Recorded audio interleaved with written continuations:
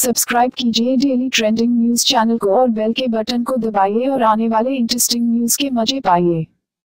बहुप्रतीक्षित वस्तु एवं सेवा कर यानी जीएसटी 1 जुलाई से लागू होने जा रहा है और विशेषज्ञों का अनुमान है कि इस नई कर व्यवस्था से देश में बड़े पैमाने पर नई नौकरियां पैदा होंगी।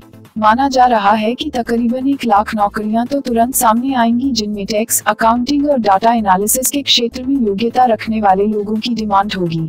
एक्सपर्ट्स का मानना है कि जीएसटी से जॉब सेक्टर में बाहर आएगी और ये सेक्टर 10 से 13% वार्षिक तक की वृद्धि दर्ज करेगा। अर्थव्यवस्था के विभिन्न क्षेत्रों में इससे पेशेवरों की डिमांड में तेजी आएगी। इंडियन स्टाफिंग फेडरेशन की अध्यक्ष ऋतुपर्णा चक्रवर्ती ने कहा कि जीएसटी वस्तुओं की खरीदारी और वितरण को तेज करेगा। इससे पारदर्शिता बढ़ेगी, कैश फ्लो का अनुमान लगाना आसान होगा और प्रॉफिट भी बढ़ेगा। इन सब से 10 से 13% तक नौकरियों में उछाल आएगा।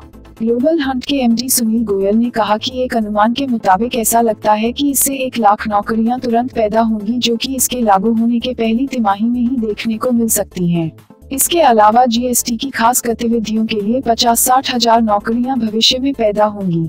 उन्होंने कहा कि मध्यम और लघु कंपनियां इन गतिविधियों को थर्ड पार्टी अकाउंट फर्म को आउटसोर्स करना पसंद करेगी। Monster.com के एशिया पैसिफिक और middle east MD Sanjay Modi ने कहा कि नया टैक्स सिस्टम बिजनेस के माहौल पर सकारात्मक असर डालेगा। इससे विदेशी निवेशक और कंपनियां भी आकर्षित होंगी। इससे सरकार की विभिन्न योजनाओं को लागू करने में मदद मिलेगी और नौकरियों के अवसर बढ़ेंगे। डेली ट्रेंडिंग न्यूज की रिपोर्ट। सब्सक्राइब करें हमारा चैनल ऐसे ही लेटेस्ट और इंटरेस्टिंग न्यूज के लिए।